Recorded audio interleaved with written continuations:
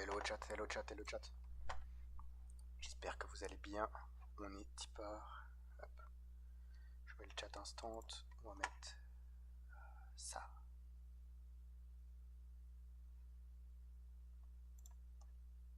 Ok, c'est bon.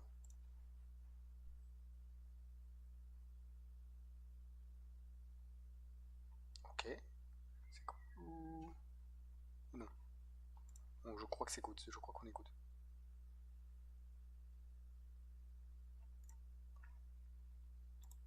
C'est good.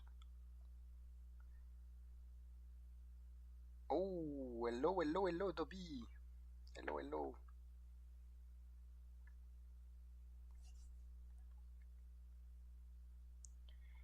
Hello, hello. Ok, ça c'est good. Oh, colder tomorrow. Oh. Oh, oh, oh, oh. Ok.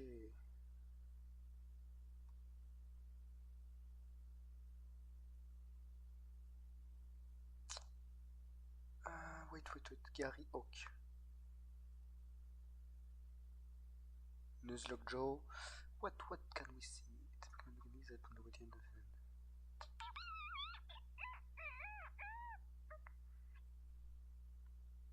Okay. Cold. Mwah. Sad. It's already cold. Okay, let's go. This. I like Wobbuffet. I can't believe I'm actually trying this. Wobbuffet Whoa, okay. is one of the most interesting Pokemon Okay, yeah, it's in cold. the game. Still to this day. Like Ditto, it's a gimmick Pokemon, and its gimmick is, well, it's unique. Wobbuffet only gets 4 moves. It starts with those 4, and that's all it will have. Those moves are Counter, Mirror Coat, Safeguard, and Destiny Bond. In Pokemon Gold and Silver, those are all the moves Wobbuffet can learn. Meaning those are the only moves we're going to have to beat the entirety of Johto, and then Kanto, and then maybe even Red. There are many challenges at Gold and Silver that end at Red. For those of you who haven't watched a video of mine before, here are the rules. You can pause the video if you wish to see them. Pretty simple stuff. I use 1 Pokemon, no items in battle. Nothing too crazy. The only crazy part is trying to do all this with a Wobbuffet. And in order to illustrate why, I'm actually going to go right to the first of 16 Wobbuffet, moi je battles kiffe. with Je Faulkner. surkiffe. Attends. Because the main way Wobbuffet deals damage is by taking damage. Okay. In this battle... Parce que... Attendez. Wobbuffet. Il me semble qu'il y a un youtubeur qui s'appelle Wobbuffet, un truc comme ça. Scott Out. Il n'y a pas un... filtre. Nombre de vues, date. Non, chaîne. Il n'y a pas chaîne. Captain Wobbuffet. No longer uploading any video. If you want to do something. Is this him? No. Okay. Nobody is Wobbuffet. I can't believe not to say like I will change, but one time I wanted to change like between Puddin and Wobbuffet. It was my two Pokemon I was choosing from. Okay, see you, Dobby. Pidgeotto just uses Gust, and all I have to do is use Counter. I have a okay, let's go. Just in case. Go play LOL, win. You have to win. I will win. So Faulkner was pretty easy. But the reason Faulkner is so easy is that his Pokemon do not have any status moves, and they only had physical attacks, meaning it was just a matter of having enough HP and using Counter. As the game goes on, it will be up to me to guess whether or not the opponent will use a physical or special attack in order for me to correctly predict whether I should use Counter or Mirror Coat. Most of the early game, they only use physical attacks. Having said this, let's fast forward to Bugsy's gym and battle these twins, Amy and May, which are anagrams of each other. The reason why they are difficult is that Spinnerack knows Poison Sting, which will eventually poison. Now, if I use Safeguard, I can avoid that, and I screw up here and I get poisoned anyway. But the bigger problem is when we get to Leddyba. It doesn't like to attack me much, and I would just run out of counter because realistically, I just have to spam counter and hope it goes for tackle. I can't know what it's going to go for. It's not good AI in red and blue. And so I would run out Attends, of et du coup, counter. est-ce que maintenant Wobba Fett. Wow.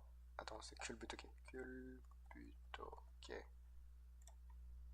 Est-ce qu'il a d'autres attaques maintenant? Parce que dans Gold et Silver, il avait pas beaucoup d'attaques. Mais maintenant, est-ce qu'il en a en plus?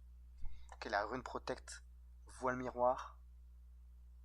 C'était la charme, rune protect, amnésie. Ouais. Encore. Ok, ok. En plus, il est assez lent. 40, 33. Oh. Après, il a beaucoup d'HP. Il est moyen tanky. S'il avait une évolution, ça serait fort. Parce que tu le mettrais les volets rock. Et il pourrait peut-être faire des choses, mais. Genre, tu fais taunt, il peut plus rien faire. C'est le problème. Mais ouais. Ok, maintenant il a quelques attaques en plus.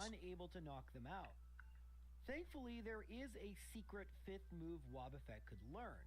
Not one I want to use, but one I can use, which is Struggle.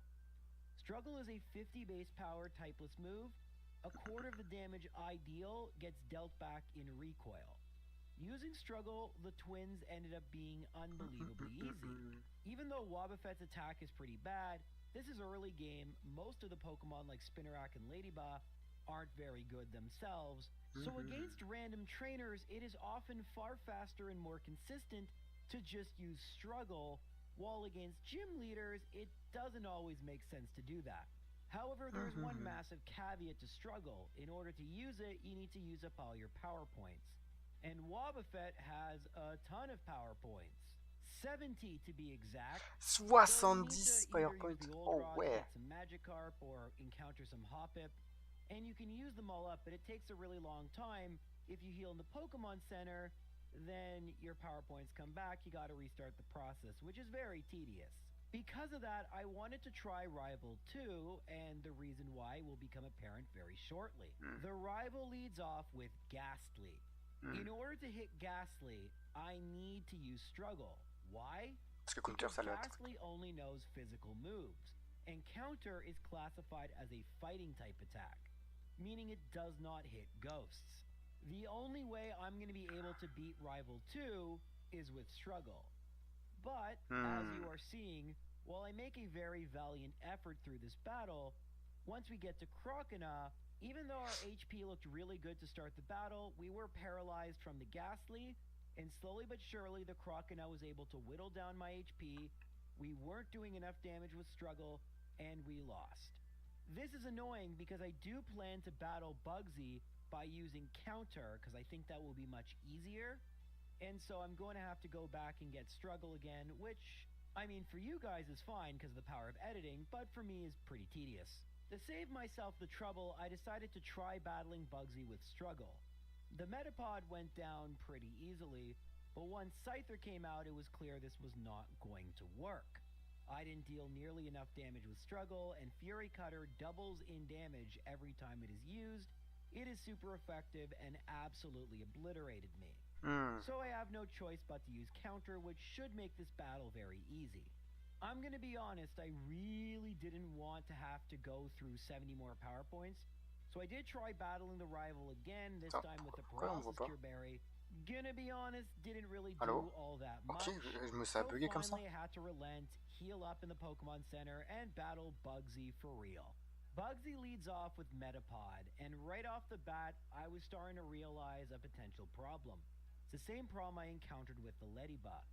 Bugsy's Metapod knows Tackle, String Shot, and Harden. The problem is, it wasn't dealing a ton of damage to me, so Counter wasn't doing all that much damage, and I was worried I would run out of power points. By the time I knocked out Metapod, I only had 9 remaining. Scyther, on the other hand, became very easy. I did a ton of damage after the first counter, and the second one knocked out Scyther. The problem is, I knew at that point the battle was over. I had 7 power points left for Kakuna, and even if I used Safeguard and didn't get poisoned, I was likely going to run out of counters before the battle was done. Like Metapod, it has Harden and String Shot. So I needed to come up with a different plan, and I realized what that plan would have to be. I would need to use up the power points of all my other moves, except for Counter, and when I ran out of counters, I would simply then go for Struggle in battle. So that's what I did. I went, found a Magikarp, wasted all my power points, and went to battle Bugsy again.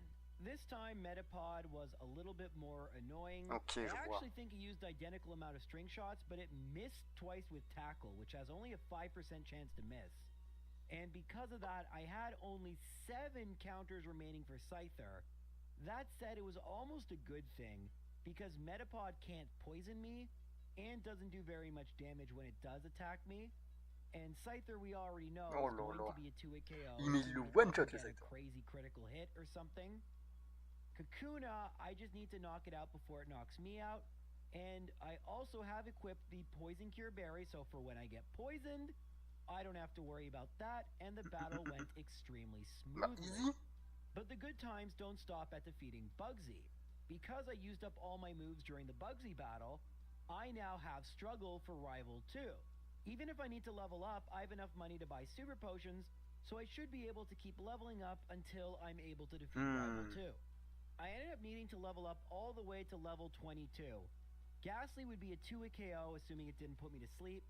Zubat could confuse me, which sucks, but theoretically would be a 2-hit KO.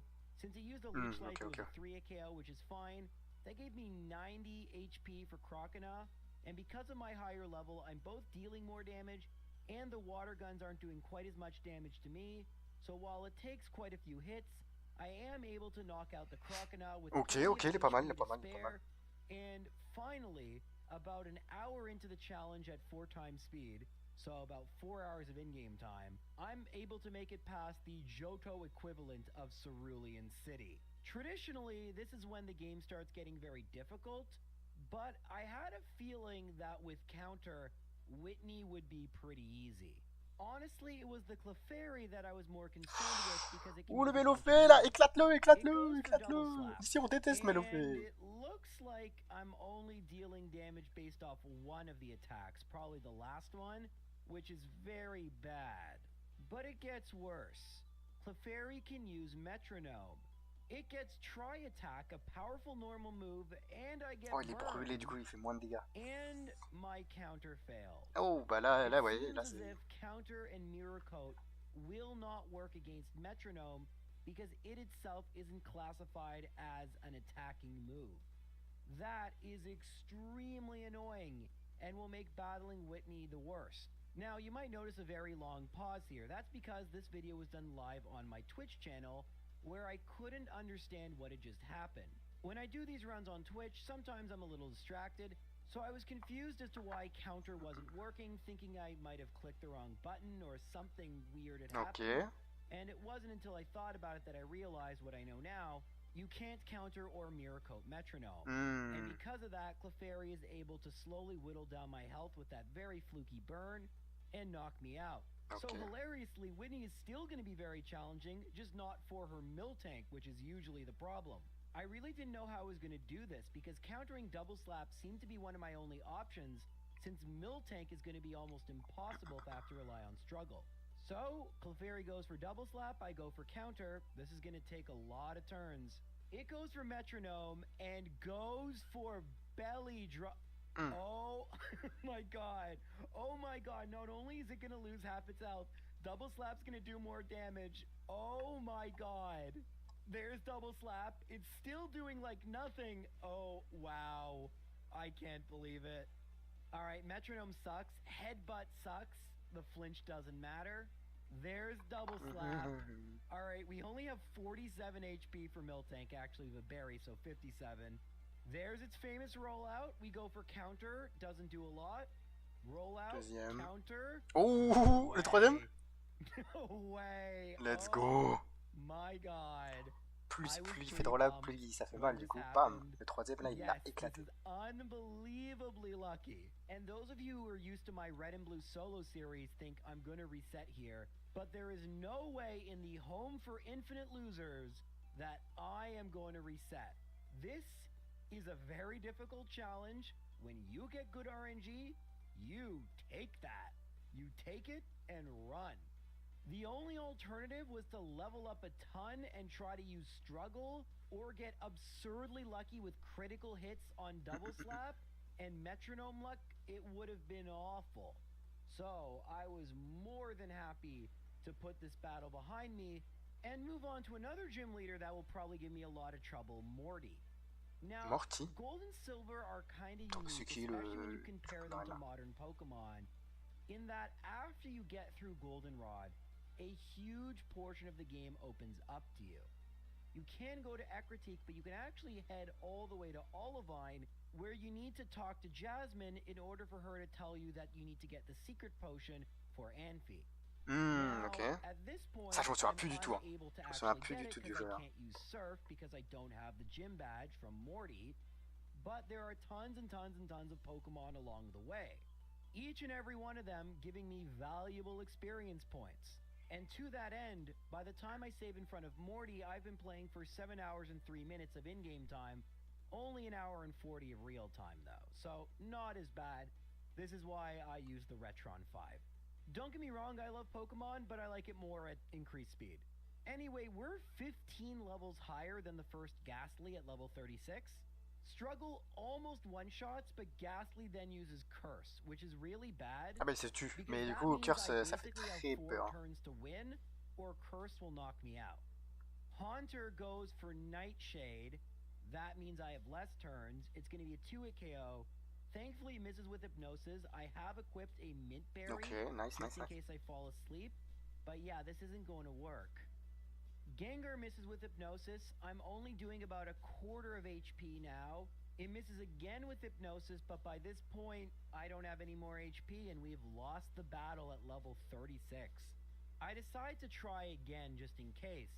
This time, Struggle does even more to Ghastly, still doesn't knock it out, but it went for Spite, meaning I don't have a curse on me early on. That's really good. Haunter outspeeds and goes for Hypnosis and misses once again. Half HP, Nightshade, so we won't have a curse heading into Gengar. I hit with Struggle and it puts me to sleep. Unfortunately for me, I switched from the Mint Berry to the Quick Claw because I might be able to knock out Haunter a turn early, avoiding a curse. Didn't end up mattering, but that was the idea. I wake up instantly though, hit another Struggle. It goes for Dream Eater, which would have been annoying because it would have healed a bunch. This is going pretty well. Misses with Hypnosis, one more attack, and the Quick Claw comes in clutch, 20% chance of it activating. We knock out the Gengar, and this battle is over. Haunter outspeeds and goes for Mean Look. It's going to be a 2-hit KO. Quick Claw activates again. So it was risky not using the Mint Berry, but I am psychic. Il a réussi. Tant que ça marche, même si c'est de la chance, tant que ça marche, c'est bon. We were able to get by Morty, I wouldn't say easily. It took me about half an hour of real time between defeating Whitney and defeating Morty. Actually, pretty much every gym leader has taken about that amount of time. But slowly but surely, we're making our way through the game. And speaking of making our way through the game, now that we have access to Surf, a much larger portion of the game opens up. In fact, you can do the 5th, 6th, and 7th gym badges in any order you want. I kind of figured Chuck wouldn't be too bad because he is a fighting type gym leader who pretty much only uses physical moves, so this should be really easy, no? Primeape goes for Karate Chop, I go for Counter, but then it goes for Leer, not just once, but then a second time, and then it goes for Fury Swipes, which as we know from Clefairy is not very good. Thankfully at this point it switches back to Karate Chop, and I'm at 165 HP, which is insane. C'est pas mal. Sorry, 170 HP, we level up. Poliwrath though has Hypnosis, which it goes for and thankfully it misses. I should have gone for Safeguard. I went for Mirror Coat again, thinking it was going to go for Surf, and I was wrong. However, by the time I go for Safeguard, it's already too late, and it's put me to sleep. Sleep isn't as powerful in Generation 2. You can't attack the turn you wake up. Unfortunately, although I do wake up and get a Mirror Coat off, which deals half HP, the Poliwrath hits with another Hypnosis, and at this point, we actually are going to get knocked out. I don't even want to see Wobbuffet knocked out. I reset before. We're going to have to actually battle Chuck again. The second time with Chuck started out really annoying. Last Ok. time, Primate decided to be a pal and went for Karate Chop. This time, it just went for Fury Swipes again and again and again. And because we're only countering one of the many hits it gets, ok, c'est pour ça. we're actually going to be at way lower HP by the time we make it to the Polyrath. And of course, even though this time I use Safeguard, the Polyrath goes for Surf, and it's going to be close. I think we might Ouh, il fait mal. Il fait mal. Normalement, il survit. Normalement, il survit. Ouais. Le double. A pretty annoying battle, which for some reason 2021 J-Rose thought wasn't good enough for YouTube. So I actually redid the battle, and this time things go far smoother, and we win with far more HP. This run was done a little while ago, so I also think I was trolling chat a little bit. Either way, I was far happier with how this second battle looked. So while at the time, du coup, il a posé le safeguard avant que le Polyrath rentre sur le terrain. Du coup, c'était pas mal. C'était pas bête. J-Rose just wants to move on. And the question is, do we want to go and try and defeat Jasmine or possibly battle Price? I decide to battle Jasmine, and unlike against Chuck, I go for Safeguard right away, predicting the Thunder Wave. I've played this game enough times to know how this Magnemite works. It goes for Thunderbolt, does some decent damage, but that means I'm going to one-shot with Mirror Coat. Since my Safeguard is still up, the second Magnemite is going to go for Thunderbolt again, and I knock it out in one hit again. I predict the Iron Tail, my defense is lowered, I almost one-shot, but then Jasmine uses a Hyper Potion. Of course, wait, what? Oh. Wait, what? Depuis quand ça counter la Hyper Potion? What happened there? Okay, is this a glitch I discovered, or is this known about? So, somehow counter hits, but not only did it hit, it did more damage than it did the previous time. What was it basing the damage off of? Is it because I got a defense drop? How does this work? Well, this time you'll forgive me for eventually resetting to try and test this, because I've literally never heard or seen this situation in my entire life. This battle goes far worse than the previous one did, but all that matters to me, because we do win, is that once again Jasmine heals with the Steelix, and this time I don't get the defense drop, and so this time we don't knock it out, but we also do a different amount of damage than the last time too. What is going on here? I am so confused. Of course, because we don't knock it out, that gives Steelix more opportunities to attack me after that critical hit from the Magnemite, which is why I said it didn't go so well. We are still able to win, thankfully. It was actually really close. Honestly, at this point, while I was still confused and had many questions, I'd already beaten Jasmine twice. I proved that it was somewhat consistent, I guess. I'm very confused as to what exactly occurred. Funny enough, I think it would have been better if I was at a lower level, because then Steelix would have dealt more damage and I would have knocked it out in one hit.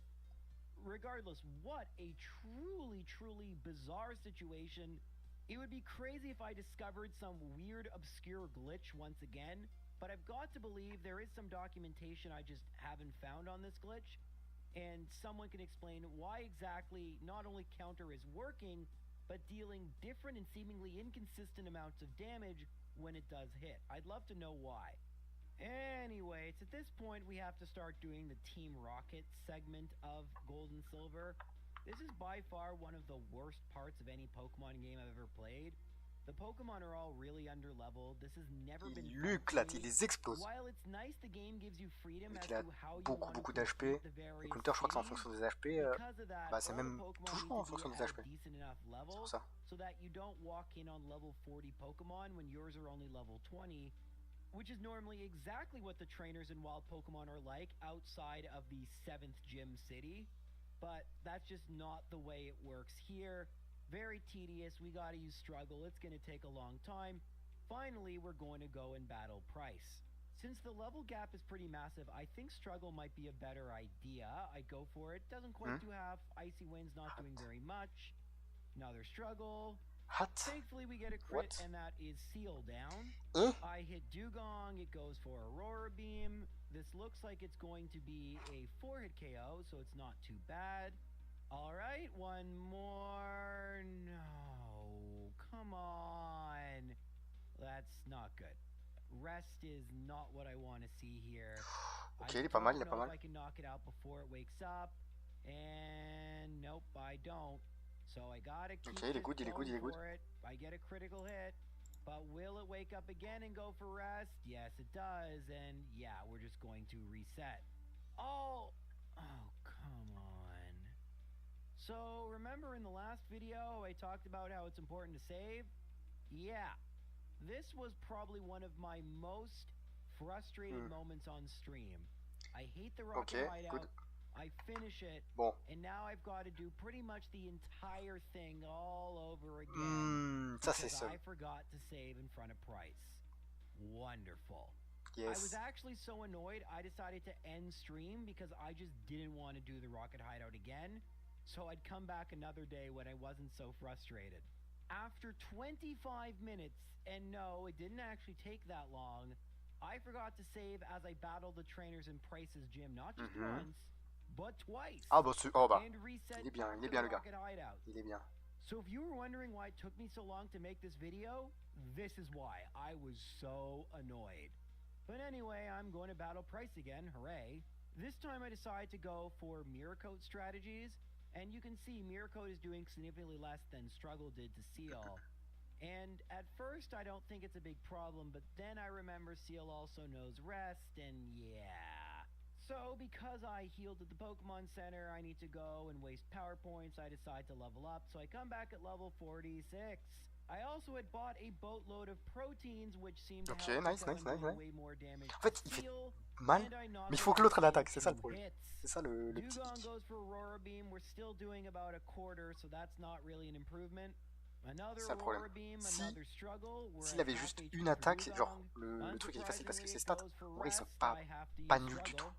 Il a des bonnes stats, genre il a beaucoup d'HP, sa défense elle est passable, mais c'est juste qu'il est obligé, il a juste counter en fait. Piloswine goes for Fury Attack, doesn't do that much. We do enough, but that's a critical hit, so that's actually not very good. It goes for Blizzard and misses. I get a second straight critical hit, but in case you think Quick Claw knock it out, Price goes for Hyper Potion, and now we have to start from square one.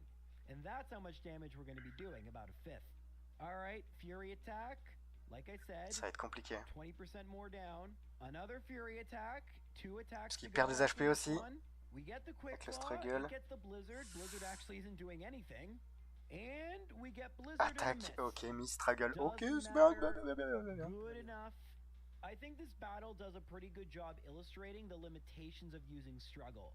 That while it can be useful for very weak Pokemon, when you get higher level Pokemon that can do a bunch of things, the inflexibility of just having one attacking move that you can spam and that's it, it just isn't good enough. If Dugong and Seal didn't have Rest, I think we would have been far better off with Mirror Coat and Counter.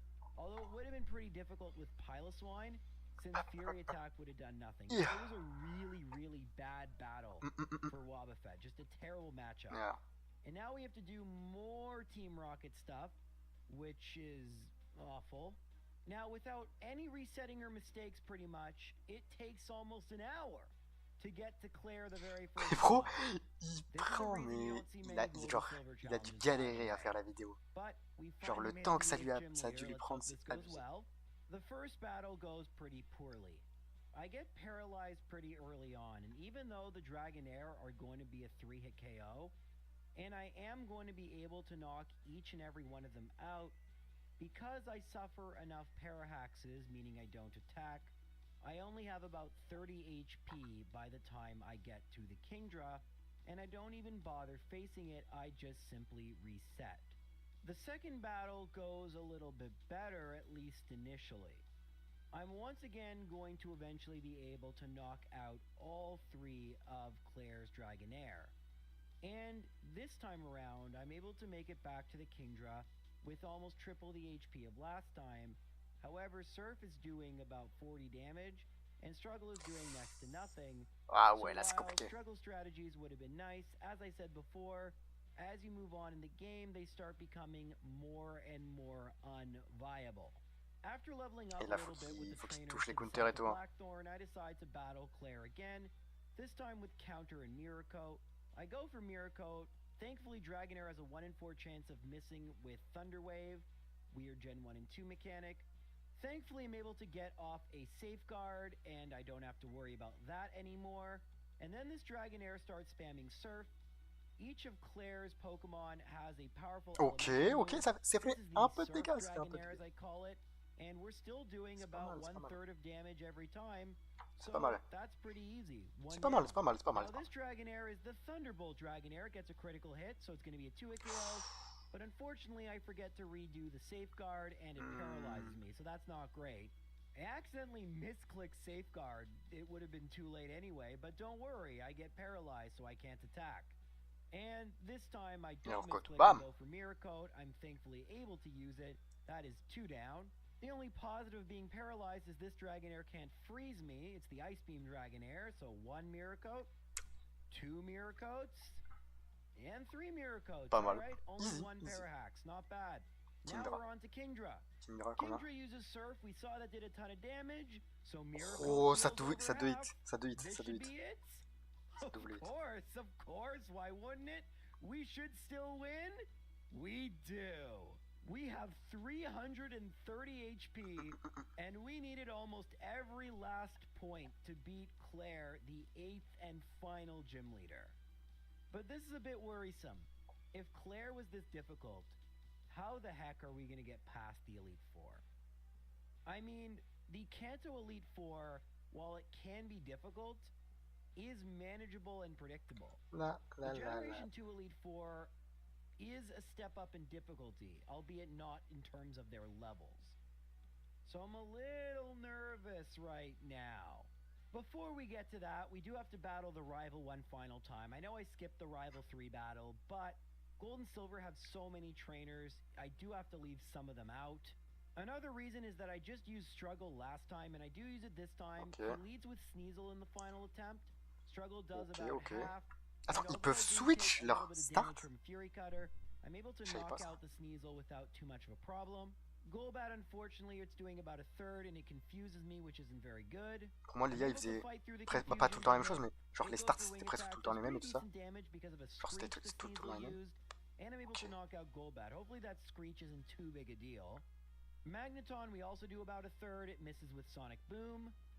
Again, about a third. This time it goes for Thunder Wave. That's annoying. Thunder Wave. But Allez, le Wobbuffet là. I have a Paralysis Cure Berry still equipped, and it activates, and I knock out the Magneton. That's pretty fortuitous. The main reason I need to use Struggle is this Haunter. It's doing about half. It goes for Curse, and we should be fine. Kadabra outspeeds and goes for Future Sight. We almost knock it out in one hit. Good job, Kadabra. Le Struggle, il fait très mal. Hein. Parce qu'il a les niveaux 61 quand même.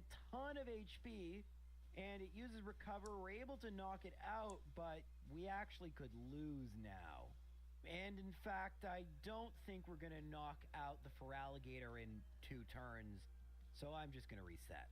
In my second attempt, I try to use Quick Claw instead of Paralysis Cure Berry.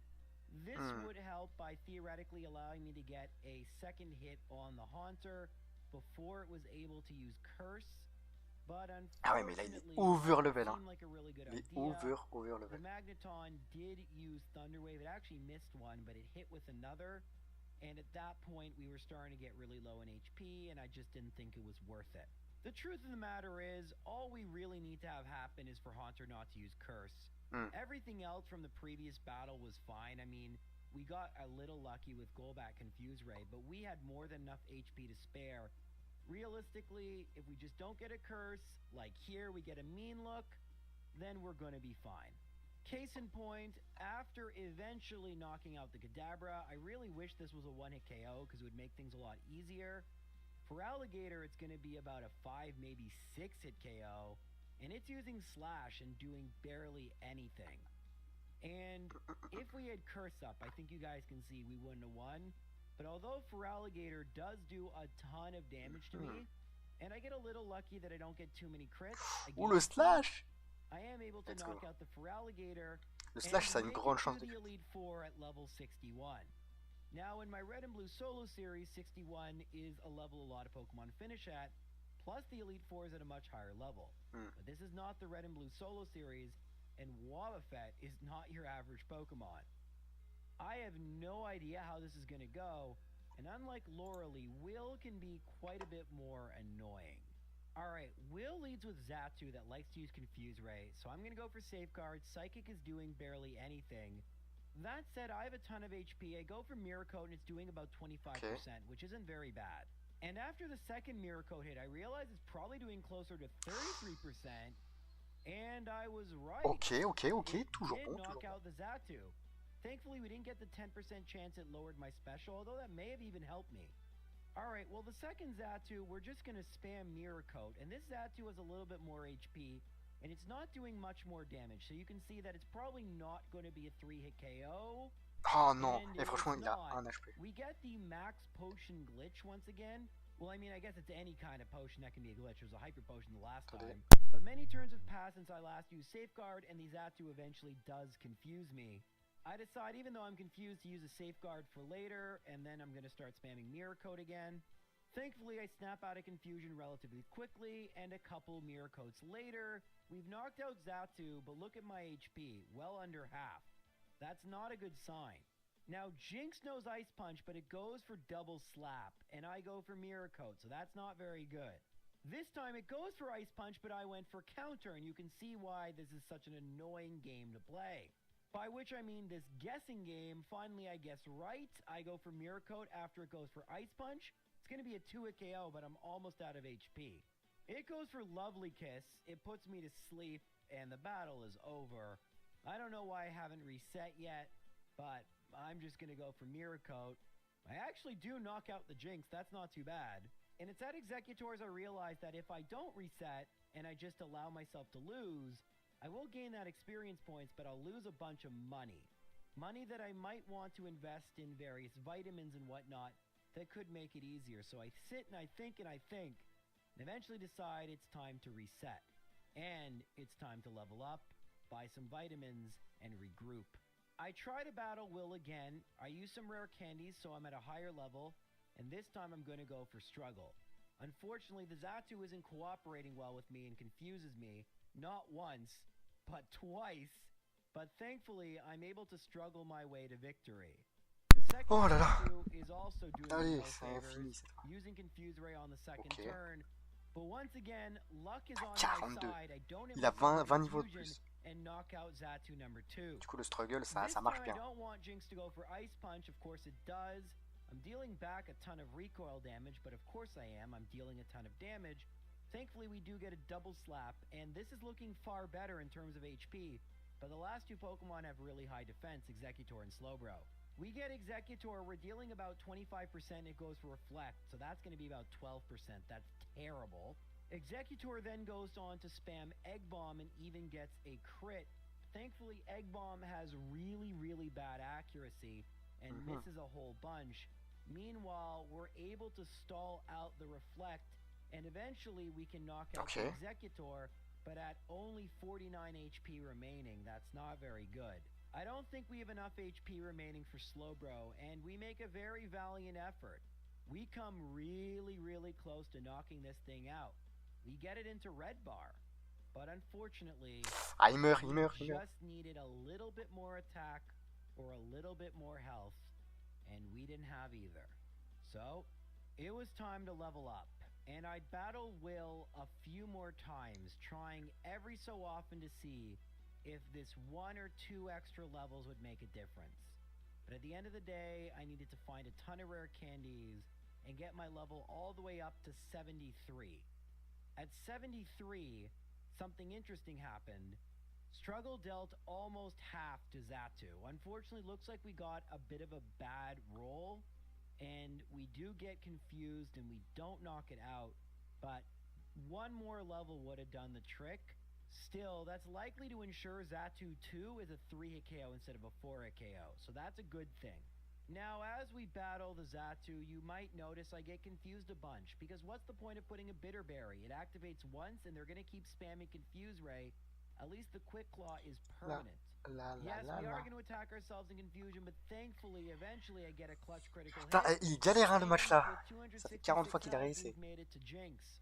Now, Jinx isn't quite a 1-hit Ouh. KO with struggle, but it's getting close. It misses with double slap, Let's and go. we knock it out. Executor is dealing about 33 damage. Egg Bomb is hitting this time, Crit. so we're not getting those clutch misses. We're still getting crits against us, and we got a bad roll. Nice. We have just a sliver of health Super. remaining. Thankfully, no potion used here. We knock out Executor, and I think we actually have enough Slowbro. HP to knock Allez. out Slowbro. It's dealing about 25%. Ah, je sais pas. Amnesia does nothing.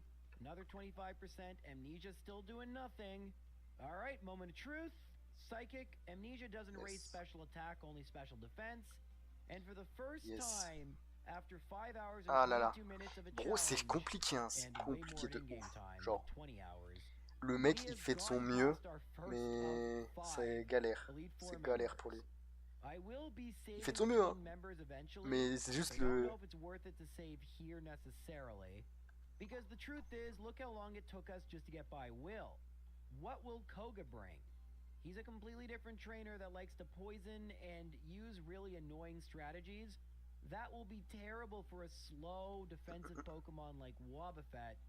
And I think I just need to see how this battle's going to go before I start planning strategies. He leads with Ariados or Ariados, not sure how to pronounce it, but it's looking to be about 3 KO. It's just going to spam Giga Drain, which while a little annoying, isn't really going to Ça devrait aller quand même. Et en vrai, il fait que le struggle. Ok, c'est ça sa technique. Ah ouais, ouais, c'est vrai, c'est vrai. C'est vrai que dans le... Attends, oui, non, c'est toujours typeless. Je sais plus, je crois que c'est toujours typeless. Oui, oui, oui, sinon ce serait bête.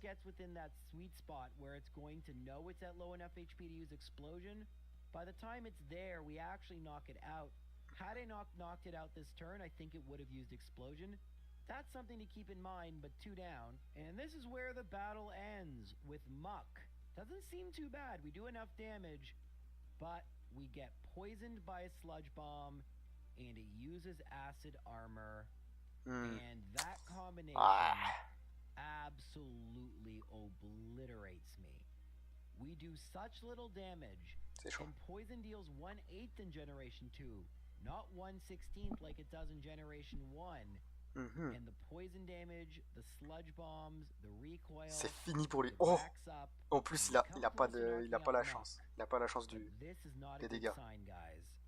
We didn't even get through 3 Pokemon of Koga after barely getting past Will. And wouldn't you know, my next battle versus Will was a loss.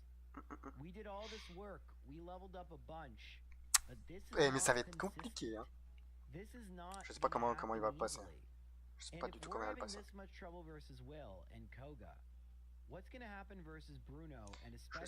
du tout comment il va le passer. Karen is the scariest trainer for me because I can't use Mirror Coat since most of her Pokemon are dark Pokemon. Yeah. Even if we can use Counter and Mirror Coat in Will or with Bruno or with Koga, when it comes to Karen, we're going to have to use Struggle.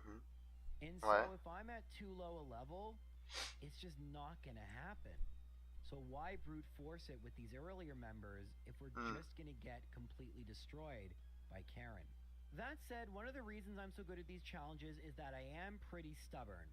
And I did try to battle mais en fait, il fait que la plupart du temps, c'est vrai que là, ce que tu fais, c'est juste restart. Attends, on veut voir la fin. Là. As I warned in the previous battle, Koga's Fortress does no explosion. Attends, c'est raid. Deals significant damage, and this time I was at much lower health, and once again could not make it even. C'est raid. Attends, regarde le raid. At first, I tried the strategy that had gotten me here, to use Level 100 en plus. But unfortunately, immediately I encountered an issue. Pikachu missed with 2 straight charms, and then Espeon used Reflect. I reset, but as soon as I did and battled Red again, the charm stopped missing. And with charm not missing, I saw just how little damage I would do versus Pikachu, which is nothing. C'est chaud. That would be for the entire il essaie de faire le struggle, and it can use charm a lot. So in fact, after using struggle for a large percentage of the game, the only way I'm going to be able to do this is by using counter and mirror coat. I decided to use safeguard so that Thunder couldn't paralyze me. And thankfully Pikachu went for Charm. It goes for Thunder, but I don't knock it out in one hit. We then get to see the good old potion glitch not once, but twice, as Red decides to use full restores. But unfortunately, my safeguard wears off, critical hit, paralysis, so I decide it's time to try this again. And unfortunately, pretty much the same thing happened. Not exactly the same way, but I go for safeguard. This time, Red misses with Thunder a few times, which actually ended up being bad for me, because of course when it finally hits, it gets the paralysis. Il a le seum. Il a vraiment le seum. What's gonna happen, and probably we're gonna have to reset anyway. Finally, we get to Espeon, and it's clear that Psychic is going to be a 3-hit KO. There's also a 10% chance it could lower my special, which may actually be a good thing, because that means Mirror Coat will end up doing more damage, and I have plenty of HP. In the end, c'est vrai qu'il a 500 HP. 500 HP, c'est beaucoup quand même. Then came out Snorlax, and oh my god. So first, it starts spamming Amnesia, so I can't counter that. Then, it starts spamming Body Slam, and I can't attack because I'm paralyzed. Finally, I see how much counter will do, and it's about a third. This is kind of problematic, because once Snorlax gets to 1/3 of its HP, it goes for rest and restores all of it. While it's sleeping, it goes for Snore, which I can counter, eventually, but it doesn't do very much. And it would appear if I only counter a single Snore and 2 Body Slams, it once again puts Snorlax in range to use rest, which is not good. I was kind of getting annoyed of dealing with the paralysis, so I decided to try one more time, and this time just really try hard not to get paralyzed. Thankfully, finally, I was able to line everything up against the Pikachu. Allez, Pikachu. Voilà, allez, Pikachu, il est plus là. Lui, c'est 3. Espeon was pretty much the exact same thing as last time, and so I've made it to Snorlax under ideal circumstances. 3, ok. Il est pas mal. Of course, Body Slam has a 30% chance to paralyze, and I forgot to use Safeguard, and of course you know it's about that. Bah ouais, il se fait paralyser, normal. What happened last time starts to happen this time, so I just simply reset and try again. Et du coup, comment il fait? Il faut qu'il fasse plus de dégâts, sauf qu'il est déjà level 100. C'est compliqué. And specifically why I don't think I'll do a solo run series in them. You see, with the Elite Four, I can at least make a provision I can't save to try and get some consistency. But for Red, he's just one trainer, and while he's way harder than any of the trainers in pretty much any game, other than Red and Heart Gold Soul Silver, non mais c'est compliqué. Hein. Parce qu'en fait, il faut qu'il arrive à battre le Snorlax, mais une fois qu'il est au tiers de ses HP, il va faire reste. Et reste, ça le remet full HP. Il peut pas attaquer. Et du coup, contre le fait, il est un peu dans le mal. I went for Safeguard to try and preserve power points, but what became abundantly clear to me, wow, that was difficult to say, is that I wouldn't have enough power points to knock out the Snorlax. Essentially, I needed 2 Snores, and I couldn't get a critical hit, because then Snorlax would rest. Essentially, I needed to have enough HP that it thinks it doesn't need to go for rest when it really should. And only that way am I going to be able to knock it out with counter. Là, ça fait reste. Oh, c'est trop chiant, c'est trop chiant, c'est trop chiant. C'est trop chiant. Run out of counters, and then we can't do anything. So I went and picked up all the PowerPoint ups I could and went to battle Red again. We've seen the strat versus Pikachu a few times, nothing new here. We've seen the strat versus Espeon a few times.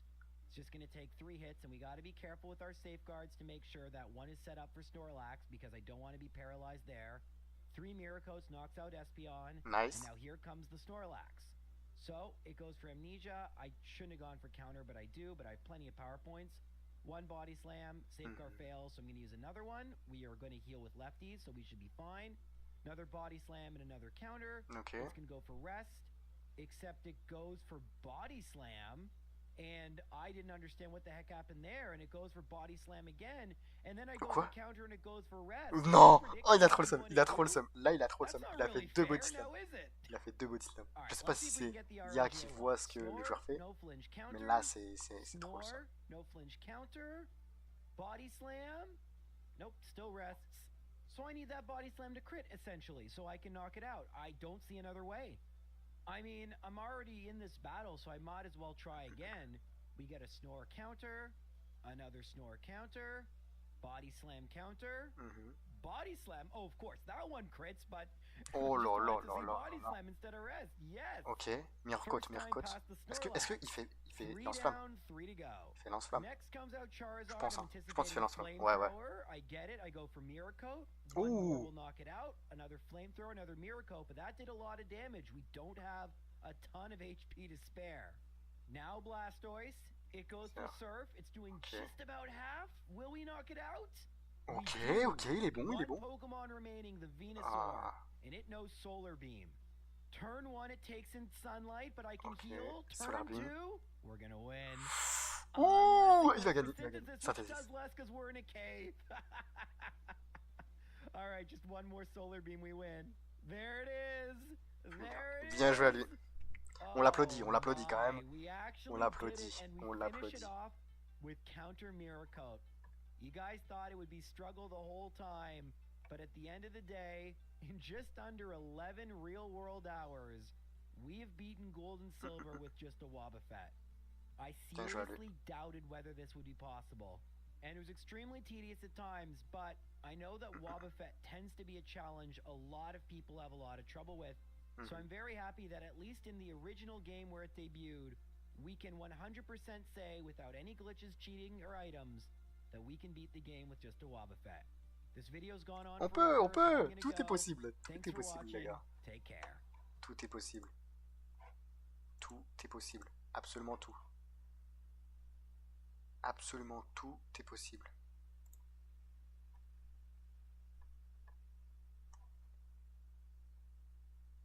Mais ouais, Wobbuffet, attends.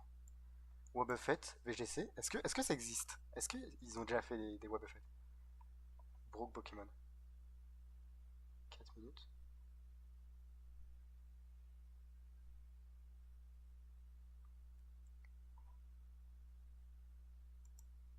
Gen 2 à 6. Hey everybody, it's time for another patron pick. Yes, that means we're not doing Sceptile and closing out the Hoenn starters this week. But don't worry, Sceptile is coming next week, guaranteed. The amount of comments wanting Sceptile can't be denied. Instead, we're heading back to Generation 2 this week with a certain blue Gen 2. That's right, it's Wobbuffet. Wobbuffet may be his most notorious, or its depiction in the anime being Jesse's own personal Murphy's Law. If the situation would be made worse by Wobbuffet popping out of his Pokeball, well then Wobbuffet's probably coming out of his Pokeball. But for all of his potential to ruin important situations, Jesse keeps him around. He's actually the only Pokemon other than Meowth that Team Rocket carts around with them as they hop from region to region. So there must be some reason to that, right? Yeah, why not? Let's find out how good was Wobbuffet actually. Vas-y, dis-nous tout, comment il est Wobbuffet. And in this video, we'll be covering these competitive formats. Wobbuffet is a punching bag, and I don't mean that as an insult. It's literally the basis for the Pokemon. You can see that in full effect in Super Smash Bros., where you probably thought he was the most useless Pokemon next to Goldeen, but he was capable of infuriatingly effective demonstrations like this. As such, Wobbuffet is built to take a hit and then embarrass you as he swings back and knocks you out full force. Come to think of it, how much does Wobbuffet weigh? Yeah, 62 pounds is pretty hefty, and around what some punching bags weigh. So Wobbuffet is built to take hits and then retaliate with its only damage-dealing moves consisting of counter and mirror coat. In fact, Wobbuffet's move pool consisted of a gargantuan 5-move selection. The aforementioned counter coat, safeguard, destiny bond, and if you really wanted to use another attacking move, mimic. But good luck doing anything with that. Wobbuffet has pitifully low attacking stats, and honestly, his defenses aren't great either. That's because Wobby isn't built not to take damage. He's actually supposed to take a whole lot of it, and then take more. So the low defenses are a good thing, designed to ensure he'll be able to dish out hefty return damage. Since Mimic was all but useless, there was really only one possible Wobbuffet set in the game.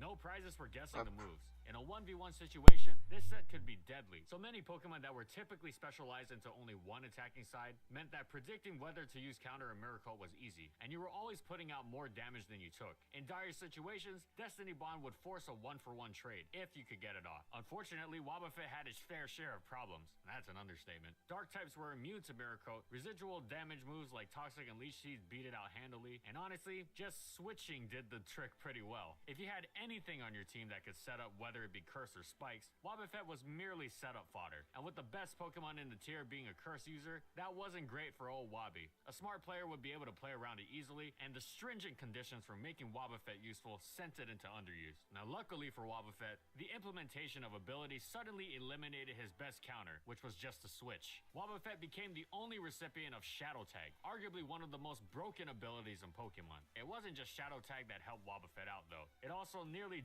doubled its move pool, gaining a whopping 4 new moves by way of Gen 3, Tickle, Charm, Encore, and Splash. It was Encore that really pushed Wobbuffet over the edge. With a Pokemon locked into a specific move, the burden of prediction was gone completely, yeah, but it also let Wobby deal with its hardest counters, those who wanted to set up on it. Encore forced those Pokemon to spam their setup moves over and over, giving ample time for Wobbuffet to switch out to something that could deal with them, or even set up on its own. With Shadow Tag trapping whatever Pokemon Wobbuffet came in on, the Wob player had free reign to take the battle pretty much any direction they wanted. Pass status to your Guts Facade Swallow, lock a Ghost move in against Smeargle, and then set up Belly Drum, just pass to your Dragon Dance Rayquaza, or just counter or Mirror Coat and eliminate an opposing Pokemon. Wish support from other Pokemon also made Wobbuffet crazy strong, as one of its old weaknesses was a lack of reliable recovery. With all this combined, Wobbuffet was in fact banned to Ubers, becoming the first non-legendary ever to be banned from overuse. Its Prevo even followed it, meaning Wynot is the only Pokemon ever that is not fully evolved and banned to Ubers. Why? Well, here we have to get into Smogon's definition of a counter. A counter, according to Smogon, is not just a Pokemon that will beat another Pokemon heads up, but one which can switch in and then proceed to win. Wobbuffet by definition has 0 counters, at least in overuse, because, well, you can't switch in. Even then, there were very few things that could actually beat a Wobbuffet if played correctly, and playing it correctly really wasn't that hard. The other reason Wobbuffet was banned is that 2 Wobbuffets with leftovers force a draw. Leftovers heals more damage than Struggle does, and they can't hurt each other or switch out. What competitive events that did allow Wobbuffet frequently banned leftovers as a result. So Wobbuffet was rightfully placed in Ubers, where it honestly still wasn't used very much. It's not amazing in Ubers, it can work, it's more a problem of it being utterly broken in overuse. I mentioned some specific counters that exist. Now let's go over them. Other trappers with Toxic such as Dugtrio, Gardevoir, and Porygon 2 would force Wobbuffet into a slow and painful death. Gardevoir and Porygon 2's trace also let them win even harder. If they used a setup move like Calm Mind or Sharpen, they would simply set up endlessly against Wobbuffet, and then sub up and sweep while poor old Wobby was forced to watch helplessly. But at the end of the day, Wobbuffet didn't really have counters in overuse, and so funnily enough, it was the unassuming blue punching bag and its spawn making history in Ubers. Going into Gen 4, Wobbuffet didn't change at all, honestly. Surprise, surprise. There's 2 things that never change: War and Wobbuffet.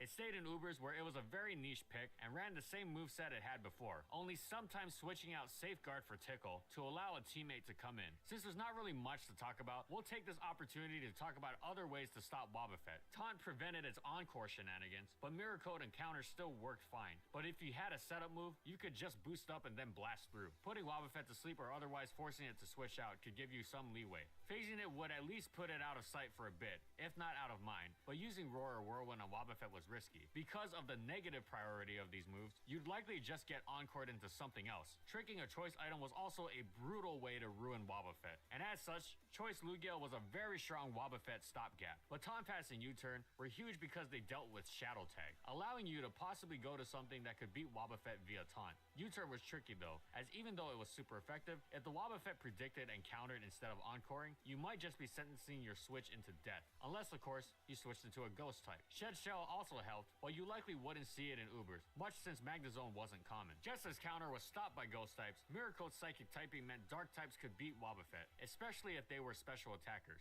Darkrai in particular did very, very well. Ghost types who attacked physically flipped the script and did equally well. Giratina was the best case scenario here, but in both these examples, the Wobbuffet trainer would probably just switch out. Finally, on the one hand, you had defensive Spikes users, who would do well despite getting encored because 3 layers of Spikes is potentially game-ending in an environment where there aren't that many spinners. And on the other, you had Hyper hyper offense specs or ban users who could potentially 2-hit KO Wobbuffet and ruin its switch. As you can see, it's not that dealing with Wobbuffet was impossible, but it still really had no counters, so that was reason enough to ban it. Luckily, Gen 4 fixed the leftovers thing by letting Shadow Tag users switch out against each other, which did mean Trace users no longer could counter Wobbuffet. But if you weren't prepared for Wob and Ubers, it would likely kill at least one of your Pokemon, potentially opening the game up for a potential sweeper to run through your team. So it was in the weird position of definitely being able to hold its own in Ubers, potentially being super strong, but not seen that much anyways. Okay, maybe Wobbuffet changes sometimes. Well, not Wob himself, but everything around him. This actually marked the first time Wobbuffet left Ubers. Sorta. Wobbuffet still technically had no counters, but Gen 5 marked a metagame that was more than ready to deal with Wobbuffet. More Shed Shell users, more Volt Turn, overall power creep, magic bounce, and more taunt users were all just some of the reasons Wobbuffet fell from grace. But even more than all of that, it was the nerf to Encore to only last 3 turns instead of 3 to 7. Suddenly, Wobbuffet didn't always win. It could potentially be stopped quite easily, especially by Pokemon like Hydreigon, who did what Darkrai did the generation before. And as if that wasn't all enough, there was another Shadow Tag user in town, Gothitelle. Gothitelle couldn't take the same beating as Wobbuffet, but it could use its ability to set up and become a devastating special attacker. To compare the two is a bit unfair, but it was the first time it wasn't just Wobbuffet the only one who was trapping stuff. As such, all reliable Wobbuffet actually fell into borderline. There were simply too many ways to deal with it and overuse. It could still be used, especially with a devious set that focused on speed and tickle to turn the walls more popular and overused